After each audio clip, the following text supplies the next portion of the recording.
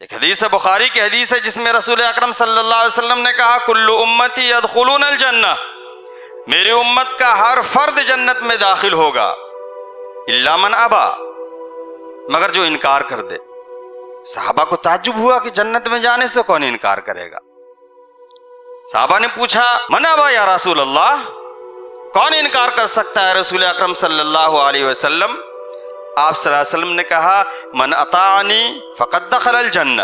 جس نے میری اتباع کی، میری بات مانی، میری فرما برداری کی وہ جنت میں داخل ہوگا، اور ومن عصانی فقد ابا، اور جس نے میری نافرمانی کی تو وہ جنت میں جانے سے منکر ہو گیا، انکار کر دیا۔ لازم ہے مومنوں پہ اطاعت رسول کی،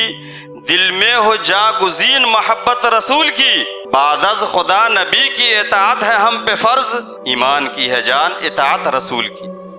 تو رسول کی اطاعت جو ہے ایمان کی جان ہے۔ الحمدللہ رب العالمین،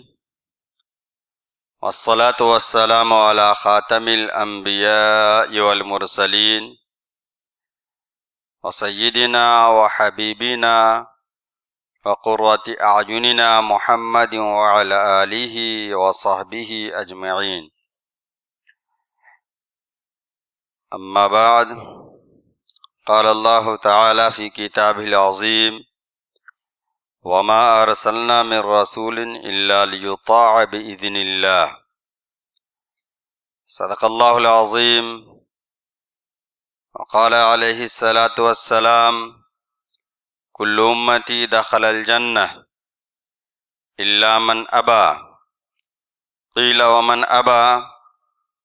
قال من اطاعنی فقد دخل الجنہ ومن عصانی فابا، او کما قال علیہ الصلاۃ والسلام۔ حاضرین جمعہ، اللہ کا لاکھ لاکھ احسان و کرم ہے کہ اللہ رب العزت نے محض اپنے رحم و کرم سے، اپنے فضل سے ہمیں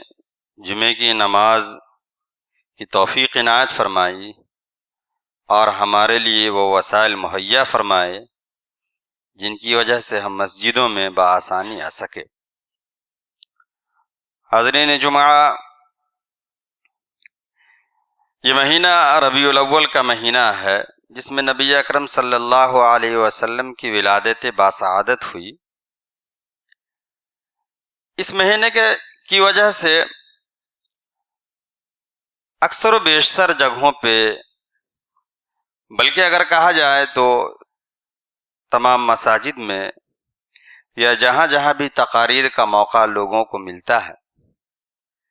اس میں رسول اکرم صلی اللہ علیہ وسلم کی ذات اقدس کے تعلق سے بیانات ہوتے ہیں۔ ایسے بیانات ہوتے ہیں جن کی وجہ سے انسان آپ صلی اللہ علیہ وسلم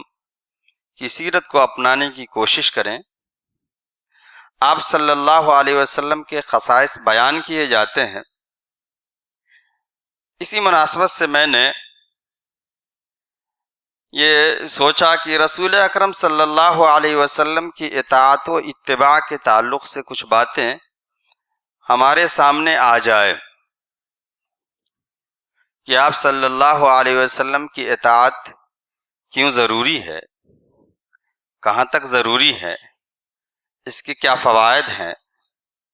اور اطاعت سے گریز کرنے پر کیا نقصانات ہیں۔ یہ اگر ہمارے ذہن و دماغ میں ہو اور ہمیشہ مستحضر رہے تو انسان زندگی میں کوئی بھی کام کرنے سے پہلے یہ سوچ سکتا ہے کہ اس میں خدا اور رسول کی مرضی شامل ہے یا نہیں۔ ہم چلتے ہیں اطاعت کی طرف۔ اطاعت کہتے کسے ہیں؟ اطاعت کا سیدھا سادہ مفہوم یہ ہے کسی کی بات ماننا، فرما برداری کرنا۔ لیکن یہاں بات چل رہی ہے اس ہستی کی جس ہستی کی فرما برداری کرنا صرف بات ماننے کے مترادف نہیں ہے، بلکہ ان کی باتوں کو ماننا، ان کی فرما برداری کرنا عین دین ہے۔ اس لیے رسول اکرم صلی اللہ علیہ وسلم کی فرما برداری جب کی جائے تو بلا چوں چرا، بغیر دل میں انقباض اور کوئی حرج لائے ہوئے، تو ہی وہ فرما برداری میں شامل ہوگا۔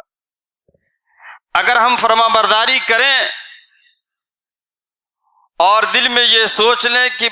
بس سنت کی بات آ گئی ہے اس لیے ہم ایسا کر لے رہے ہیں، ورنہ ہمارے پلان میں یہ تھا، تو پھر ایمان مکمل نہیں ہے۔ بلکہ قرآن کی روح سے سمجھے تو مومن ہے ہی نہیں وہ شخص جو سنت کو مانے لیکن دل میں انقباض لا کر کے نہ چاہتے ہوئے۔ اللہ رب العزت نے اعلان کر دیا، فَلَا وَرَبِّكَ لَا يُؤْمِنُونَ حَتَّى يُحَكِّمُوكَ فِي مَا شَجَرَ بَيْنَهُمْ وَلَا يَجِدُوا فِي أَنفُسِهِمْ حَرَجًا مِّمَّا قَضَيْتَ وَيُسَلِّمُوا تَسْلِيمًا۔ یہ لوگ اس وقت تک مومن نہیں ہو سکتے جب تک کہ اپنے معاملات میں وہ آپ کو حکم نہ مان لیں، جج نہ مان لیں، سرپنچ نہ مان لیں، فیصل نہ مان لیں۔ اور صرف اتنا کافی نہیں ہے کہ اپنے معاملات میں رسول اکرم صلی اللہ علیہ وسلم کو فیصل مان لیا جائے، یہ کافی نہیں ہے۔ وَلَا يَجِدُوا فِي أَنفُسِهِمْ حَرَجًا مِّمَّا قَضَيْتَ، اور آپ جو فیصلہ کر دیں اس تعلق سے اپنے دل میں ذرہ برابر حرج محسوس نہ کریں، تنگی محسوس نہ کریں۔ اور صرف اتنا ہی کافی نہیں ہے، اس کے آگے اللہ رب العزت نے کہا وَيُسَلِّمُوا تَسْلِيمًا، چاہے آپ کا فیصلہ ان کی مرضی کے مطابق ہو یا ان کی مرضی کے مخالف ہو، ان کے چاہتے ہوئے ہو یا ان کے نہ چاہتے ہوئے ہو، ان کا دنیاوی نقصان ہو رہا ہو یا فائدہ ہو رہا ہو، سر تسلیم خم کرنا آپ کے فیصلے کے سامنے ایک صاحب ایمان کے لیے ضروری ہے۔ اللہ رب العزت نے صاف یہ اعلان کر دیا۔ اور اس طرح کی آیات قرآن میں بہت ساری آیات ہیں جس میں اللہ رب العزت نے اپنی اطاعت کو اور رسول کی اطاعت کو ایک ساتھ شامل کیا، بلکہ رسول اکرم صلی اللہ علیہ وسلم نے بھی کئی جگہ یہ ارشاد فرمایا۔ ایک حدیث بخاری کی حدیث ہے جس میں رسول اکرم صلی اللہ علیہ وسلم نے کہا کل امتی یدخلون الجنہ، میری امت کا ہر فرد جنت میں داخل ہوگا الا من ابا، مگر جو انکار کر دے۔ صحابہ کو تعجب ہوا کہ جنت میں جانے سے کون انکار کرے گا؟ صحابہ نے پوچھا وقیل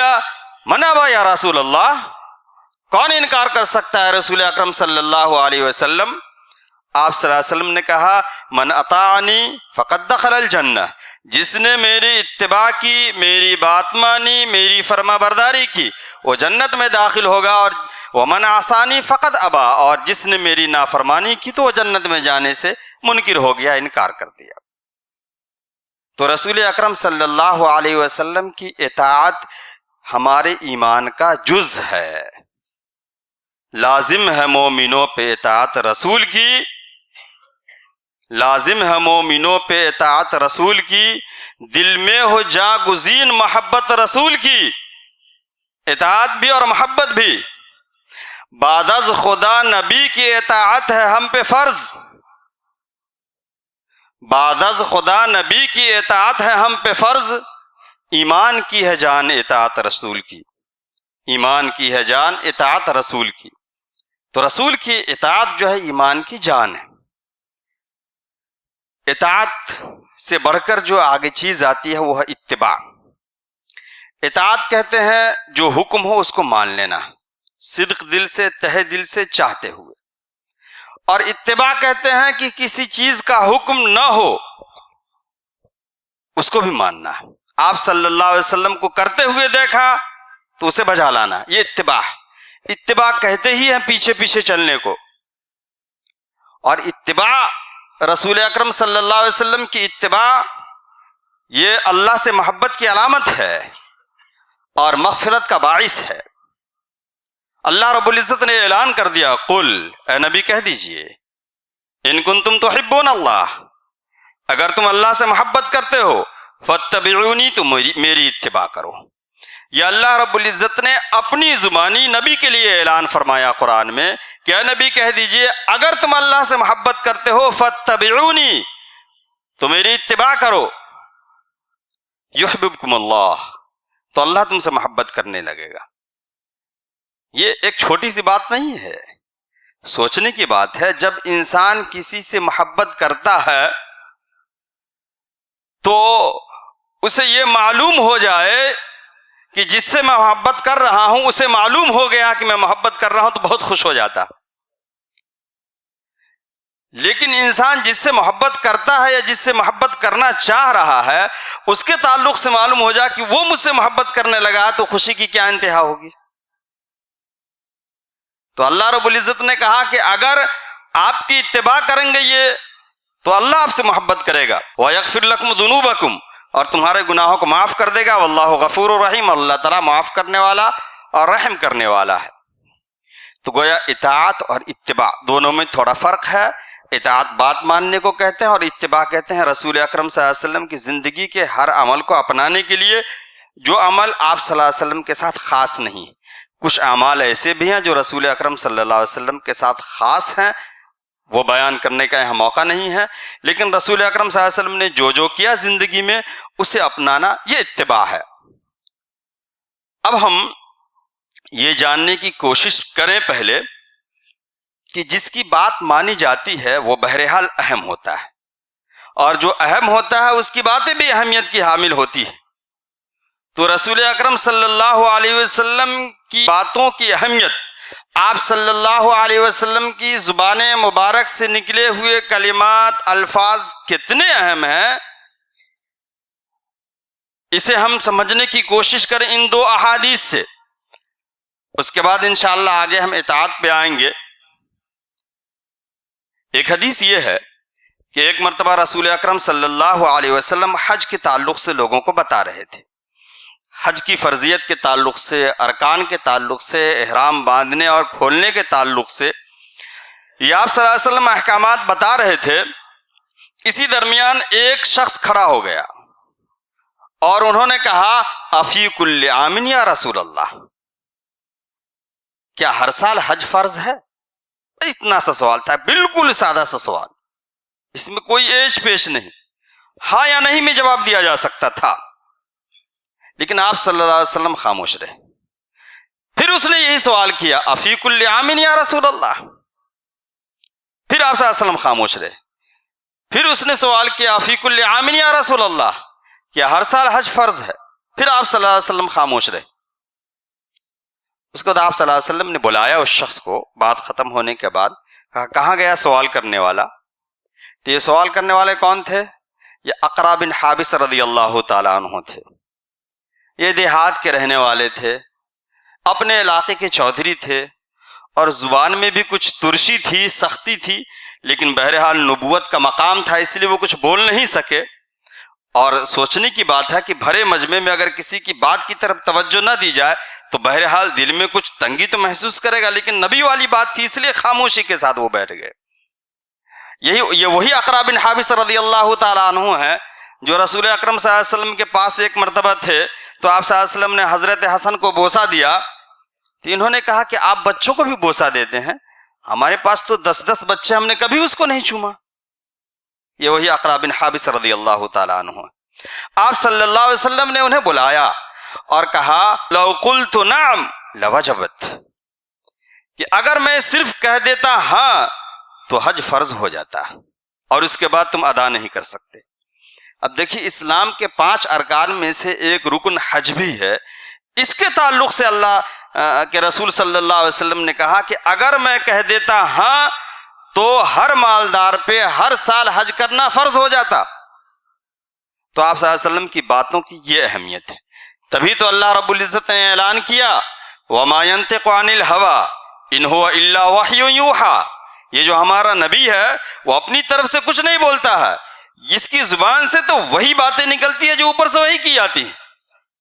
تو نبی کی باتوں کا اندازہ پہلے ہم ان باتوں سے کر لیں۔ اس لیے میں نے کہا کہ جب کسی شخص کی اہمیت اور اس کی باتوں کی اہمیت ہمارے دل میں ہو تو ہی بات ماننے میں مزہ بھی آتا ہے۔ اس لیے رسول اللہ صلی اللہ علیہ وسلم نے ایک بار کہا بھی کہ من رضی باللہ ربا وبالاسلام دینا وبمحمد النبیہ، کہ جو شخص اللہ کو رب مان کر، اسلام کو دین مان کر، محمد کو نبی مان کر راضی ہو گیا تو وہ ایمان کے حلاوت کو محسوس کرے گا۔ تہہ دل سے اگر ان تین چیزوں پر یقین ہو کہ محمد ہمارے نبی ہیں تو ہیں، ان کی بات چاہے ہمارے لیے بظاہر طور سے دیکھنے میں لگے کہ ان کی باتوں کے ماننے سے نقصانات دنیا میں ہو رہے، پھر بھی نبی ہے تو ماننا ہے بات، اور بلا چونچرا صدق دل سے۔ تو یہ ہے ایک مثال۔ دوسری مثال دیکھیے، ایک مرتبہ رسول اکرم صلی اللہ علیہ وسلم نے عبداللہ بن رواحہ رضی اللہ تعالیٰ عنہ سے کہا، بہت محبوب صحابی ہیں، آپ صلی اللہ علیہ وسلم نے کئی بار ان کو کمانڈر بھی بنایا، شاعر بھی تھے۔ مکے والوں نے جب آپ صلی اللہ علیہ وسلم کی ہجو کیا تھا تو آپ نے عبداللہ بن رواحہ سے کہا بھی تھا کہ میری طرف سے جواب دو مکے والوں کو، بہت محبوب صحابی ہیں۔ آپ صلی اللہ علیہ وسلم نے ایک مرتبہ عبداللہ بن رواحہ رضی اللہ تعالیٰ عنہ سے کہا کہ ایک مہم جا رہی ہے، اس کے ساتھ تم نکل جاؤ اور اس کے سربراہ تم ہی رہو گے۔ آپ صلی اللہ علیہ وسلم نے صبح کے وقت وہ مہم روانہ کیا، اور جمعہ کا دن تھا وہ۔ رسول اکرم صلی اللہ علیہ وسلم جب منبر پہ گئے تو دیکھے کہ مہم تو روانہ ہو چکی ہے، لوگ چلے گئے ہیں، قافلہ چلا گیا ہے، لیکن عبداللہ بن رواحہ مسجد میں نظر آ رہے ہیں۔ دیکھیے کوئی عذر دیکھیے کیسی عذر انہوں نے پیش کیا، لیکن ان کا عذر بہرحال دیکھنے میں لگتا ہے کہ کوئی برا عذر نہیں تھا۔ اب ہم اپنے آزار کو بھی ذہن میں رکھیں کہ ہمارے پاس کیا عذر ہوتے ہیں۔ سنت پر عمل کرنے کے تعلق سے ہمارے مزاج کے مطابق نہیں ہے، تو ہمارے رواج کے مطابق نہیں ہے، تو وقت کا مصلحت کا تقاضا یہ ہے، یہ سب کچھ بھی نہیں۔ انہوں نے عذر یہ پیش کیا کہ نبی اکرم صلی اللہ علیہ وسلم ایسی مہم پہ میں جا رہا تھا کہ جہاد کا معاملہ تھا، واپسی کی کچھ ٹھکانہ بھی نہیں، واپس ہو بھی سکتا ہوں نہیں بھی ہو سکتا ہوں، اور آپ کے پیچھے جمعے کی نماز ادا کر کے جاؤں تو پھر اگر نہیں بھی واپس ہوں تو اللہ کے ہاں اجر تو رہے گا اس کا، اور قافلہ نکلا ہے، میرے پاس سواری بھی اچھی سواری ہے، میں جا کر کے جمعے کی نماز کے بعد فوراً مل لیتا اس سے، اس لیے میں نے یہ مناسب سمجھا کہ آپ کے پیچھے جمعے کی نماز ادا کر لوں، اس کو چلا جاؤں گا۔ رسول اکرم صلی اللہ علیہ وسلم نے کہا کہ عبداللہ بن رواحہ، لو انفقت ما فی الارض جمیعا ما ادرکت غدوتہم، کہ عبداللہ ساری زمین بھر کر کے اگر کوئی چیز تم اللہ کے راہ میں خرچ کر دو پھر بھی تم ان کے مرتبے کو نہیں پہنچ سکتے ہو جو صبح میں ہماری بات مان کر کے نکل گئے۔ تو یہ مقام ہے رسول اکرم صلی اللہ علیہ وسلم کی باتوں کا کہ عبداللہ بن رواحہ مسجد نبی میں رسول اکرم صلی اللہ علیہ وسلم کے پیچھے جمعے کی نماز ادا کرنے کے لیے رک گئے، اور بات ماننے میں بات بہرحال مانا انہوں نے، لیکن تھوڑی سی تاخیر یہ کہ بس نماز ادا کر لیتے، وہ بھی رسول اللہ صلی اللہ علیہ وسلم کے پیچھے، اور وہ بھی مسجد نبوی میں۔ عذر یہ ہے، اس کے بعد بھی رسول اللہ صلی اللہ علیہ وسلم نے کہا کہ دیکھو میری بات ماننے میں اتنی جو تاخیر ہوئی، اس تاخیر کا کتنا گیپ ہو گیا کہ جنہوں نے میری بات مانی اور صبح کے وقت نکل گئے ان کے درجے کو تم اب نہیں پا سکتے ہو، چاہے زمین بھر کے خزانے خرچ کر دو اللہ کے راستے میں۔ تو یہ دو مثالیں، یہ دو احادیث ہیں جس سے ہمیں اندازہ ہونا چاہیے کہ رسول اکرم صلی اللہ علیہ وسلم کی باتیں کتنی اہم ہیں، آپ صلی اللہ علیہ وسلم کے احکام ہماری زندگی کے لیے کتنے اہم ہیں۔ اور ایسی بات نہیں ہے کہ آپ صلی اللہ علیہ وسلم کے احکام کا معیار اس زمانے میں کچھ اور تھا، اس زمانے میں کچھ اور ہو گیا، حکم کا جو معیار اس وقت تھا وہ اب بھی ہے۔ ہم رسول اکرم صلی اللہ علیہ وسلم کے صحابہ اکرام کی زندگی کو دیکھ کر کے سوچیں کہ انہوں نے کس طریقے سے آپ صلی اللہ علیہ وسلم کی باتوں کو ہو بہو ماننے کی کوشش کیا۔ ہم چند مثالیں پیش کریں گے۔ حضرت ابو بکر صدیق رضی اللہ تعالیٰ عنہ کو کون نہیں جانتا، ہر ایک کو معلوم ہے، یہ نبی اکرم صلی اللہ علیہ وسلم سے سب سے قریبی صحابی ہے، یار غار ہیں، آپ صلی اللہ علیہ وسلم کے بعد خلیفہ ان کو بنایا گیا۔ رسول اکرم صلی اللہ علیہ وسلم کے بعد حضرت ابو بکر خلیفہ بنائے جاتے ہیں، اور رسول اکرم صلی اللہ علیہ وسلم نے اپنی زندگی کا آخری جو سریہ تیار کیا، جو لشکر تیار کیا، وہ اسامہ بن زید کو اس کا سربراہ بنا کر کے اور روانہ کر دیا۔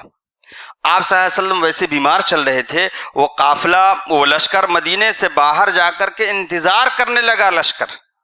کہ آپ صلی اللہ علیہ وسلم کی صحت یابی کی خبر آ جائے تو پھر روانہ ہوں گے،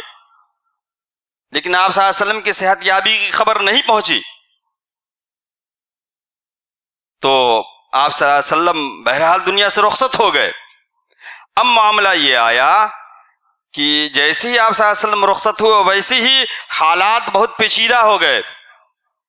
ایک جھوٹے نبی نے نبوت کا دعویٰ کر دیا، زکوٰۃ نہ دینے والوں کی ایک تعداد ہو گئی، ان لوگوں نے کہا کہ زکوٰۃ پہلے دیا کرتے تھے، جب رسول تھے ہم زکوٰۃ نہیں دیں گے۔ ایک گروہ ایسا بھی پیدا ہو گیا جو مدینے پر حملہ کرنے کی سوچ رہا تھا۔ بہرحال حالات بہت ناگفتہ ہو گئے۔ اس وقت لوگوں نے کہا کہ اسامہ بن زید کے لشکروں کو روک لیا جائے،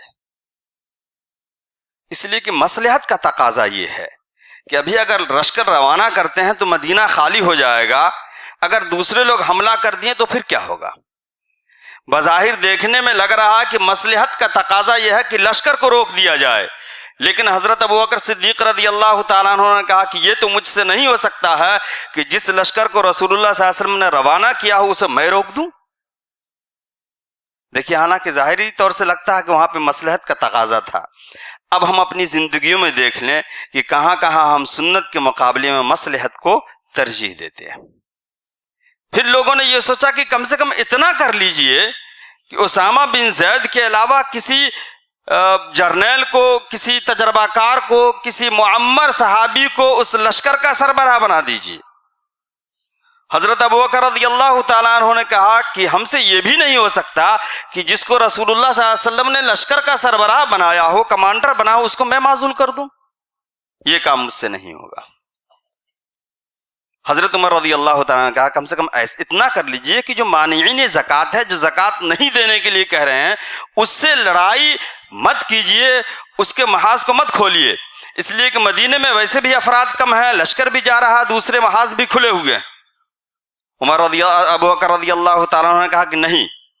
جو رسول اکرم صلی اللہ علیہ وسلم کے زمانے میں زکوٰۃ میں اونٹ یا جانور اور اس کے ساتھ رسی دیا کرتا تھا، اگر آج وہ اونٹ دے، جانور دے اور رسی نہیں دے تو بھی اس سے ہم جنگ کریں گے، چاہے اس کے لیے میں مدینے میں اکیلا رہ جاؤں اور مدینے کے آوارہ کتے ہمیں نوچ کھائیں، پھر بھی ہم اس حکم کی تعمیل کیے بغیر نہیں رہیں گے۔ حضرت عمر ابوبکر رضی اللہ تعالیٰ عنہ کا یہ اسٹیپ تھا، کوئی مصلحت کچھ نہیں، نبی کا جب حکم آ جائے تو کوئی مصلحت نہیں۔ اور بارہا قرآن میں آیا کہ آپ کے حکم کے آنے کے بعد کوئی چینچرا نہیں ہونا چاہیے۔ ہم آگے دیکھتے ہیں حضرت عمر رضی اللہ تعالیٰ عنہ کی زندگی کی، دیکھیے آپ عمر رضی اللہ تعالیٰ عنہ کا آخری وقت ہے۔ آخری وقت کا مطلب یقین ان کو بھی ہے اور دوسرے لوگوں کو بھی یقین ہے کہ اب یہ دنیا میں نہیں رہ پائیں گے، حملہ ہو چکا تھا، شدید حملہ تھا، اور کوئی بھی چیز پیتے تھے تو پیٹ کے اس حصے سے نکل جایا کرتا تھا جہاں پہ نیزہ مارا گیا تھا۔ ان کو بھی یقین ہو گیا کہ اب ہم زندہ نہیں رہنے والے ہیں۔ تھوڑا سا ہم غور کر لیں اپنی زندگی میں، ہم میں سے کوئی بیمار ہوتا ہے تو اپنی ضرورتیں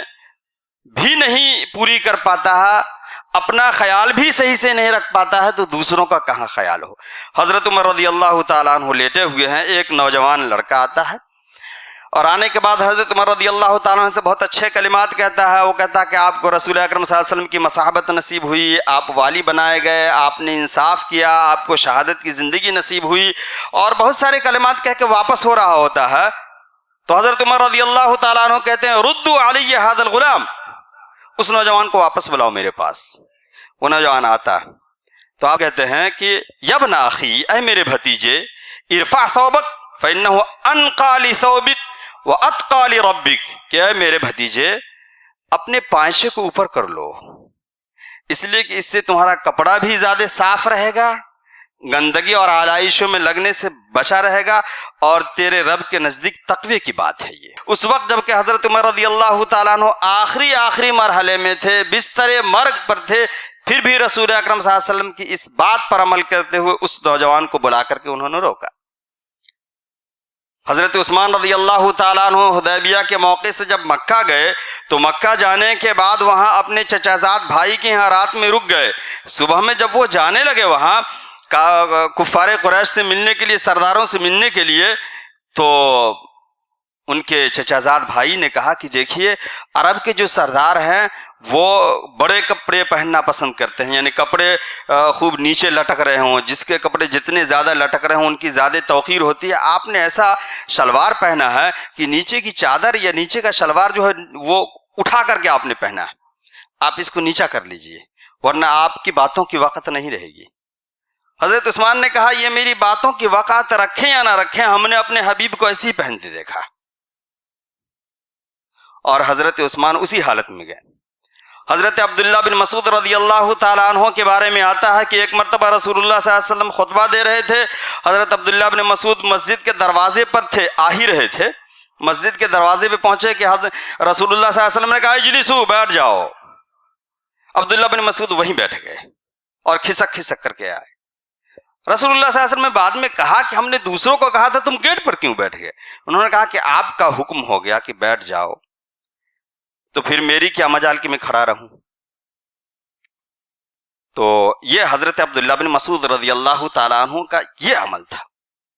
حضرت حذیفہ بن الیمان رضی اللہ تعالیٰ عنہ یہ بہت بڑے صحابی ہیں اور فارس کے سمجھی کے فاتح بھی ہیں۔ جب فارس میں جنگ چل رہی تھی اس وقت حذیفہ بن الیمان رضی اللہ تعالیٰ عنہ کو بلایا گیا، فارس کا جو سردار تھا اس نے بلایا کہ مذاکرات ہو، کچھ آپس میں باتیں ہوں، تو ان کو بلایا گیا۔ آنے کے بعد سب سے پہلے ان کو کھانا پیش کیا گیا، تو وہ کھانا کھا رہے تھے کہ ایک لقمہ زمین پر گر گیا، زمین پر گر گیا تو وہ اٹھانے لگے، اٹھا کر کھانے لگے، تو کوئی جو بازو میں تھا اس نے کوہنیوں سے مار کر کے کہا کہ دیکھو یہ سپر پاور مملکت کی جگہ ہے، یہاں اس کا دسترخوان ہے، زمین سے گری ہوئی چیز اگر تم کھاؤ گے تو یہ کیا سمجھیں گے کہ یہ نادیدہ لوگ ہیں، یہ کوئی تہذیب ہی نہیں ہے ان کے پاس۔ تو انہوں نے بہت اچھا سا جواب دیا، انہوں نے کہا، حذیفہ بن الیمان رضی اللہ تعالیٰ عنہ نے کہا اترک سنت حبیبی لہؤلاء الحمقاء، کہ کیا میں اپنے محبوب کی سنت کو چھوڑ دوں ان بے وقوفوں کی وجہ سے؟ ہماری اور آپ کی کیا صورتحال ہے؟ ہم اپنا جائزہ لینے کسی دعوت میں جاتے ہیں، کہیں بھی جاتے ہیں، سنت کی بات آتی ہے اور عمل کرنے کی بات آتی ہے، اور وہاں پہ کچھ ایسے معاملات بھی ہوتے ہیں جو سنت پہ عمل نہیں کر رہے ہوتے ہیں، یا بظاہر سنت پہ عمل کرنے سے دیکھنے میں ایک آدمی منفرد انداز میں نظر آئے گا، تو لوگ کہتے ہیں کہ یہاں پہ مصلحت کا تقاضا یہ ہے کہ تھوڑا کھڑے ہو کے کھا لیا جائے، سب لوگ کھڑے ہو کے کھا رہے ہیں تو ہم بھی کھڑے ہو کے، سنت تو ہے بیٹھ کے کھانا، لیکن یہاں یہ ماحول ہے، کوئی مصلحت کچھ نہیں، تو ہمیں اطاعت رسول کس حد تک کرنی چاہیے اور کس حد تک اسے کرتے ہیں۔ ایک مرتبہ ایک صحابی آئے، انہوں نے اپنی انگلی میں سونے کی انگوٹھی پہن رکھی تھی، رسول اللہ صلی اللہ علیہ وسلم ناراض ہوئے اور کہا کہ آگ کا انگارہ تم نے انگلی میں ڈال رکھا، اور نکالا، اور آپ صلی اللہ علیہ وسلم نے غصے میں پھینک دیا، پھر آپ صلی اللہ علیہ وسلم چلے گئے۔ کسی نے کہا کہ دیکھو رسول اللہ صلی اللہ علیہ وسلم نے وہ پہننے کے لیے منع کیا تھا، تم اسے اٹھا لو، اٹھا کر بیچ لو، بیچ کر کے فائدہ اٹھا سکتے ہو، پہننا درست نہیں لیکن فائدہ اٹھا سکتے ہو بیچ کر کے۔ تو انہوں نے جواب دیا کہ نہیں، جس چیز کو رسول صلی اللہ علیہ وسلم نے پھینک دیا اسے میں نہیں اٹھا سکتا۔ کتنی چیزیں ایسی ہیں ہماری زندگی میں جسے رسول اللہ صلی اللہ علیہ وسلم نے پھینک دیا ہو، انکار کیا ہو، اور ہم وہ اپنائے ہوئے ہیں۔ وہ رسول جس نے زندگی کا لمحہ لمحہ ہمیں سکھایا ہو، وہ رسول جس نے رات میں اتارے ہوئے کپڑے صبح میں کیسے پہنے جائیں اس نے بتایا، وہ رسول جس نے چپل پہننے کا طریقہ بتایا، وہ رسول جو بیت الخلاء جانے کا طریقہ بتایا ہو، وہ رسول جو نئے کپڑے پہننے کا طریقہ بتایا ہو، وہ رسول جس نے یہ بتایا ہو بیوی کے ساتھ کیسے رہا جائے، ماں باپ کے ساتھ کیسے رہا جائے، معاشرے میں کیسے رہا جائے، ہر قدم پر جس نے ہماری رہنمائی کی ہو، تو کہ آپ نے شادی بیاہ کے موقع سے، دوسرے تقریبات کے موقع سے ہم رسول صلی اللہ علیہ وسلم کی ان سنتوں کو چھوڑ کر کے اپنی من کی چلائیں، اپنی مرضی سے چلیں، تو کیا ہم مومن ہو سکتے ہیں؟ اپنے دل میں جھانک کر کے دیکھنا چاہیے۔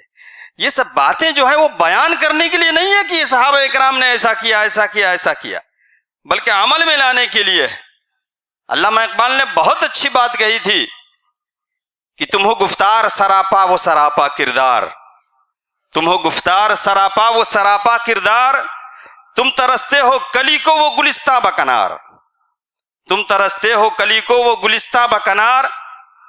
اور یاد ہے اب تلک قوموں کو حکایت ان کی، یاد ہے اب تلک قوموں کو حکایت ان کی، نقش ہے صفحہ ہستی پہ صداقت ان کی۔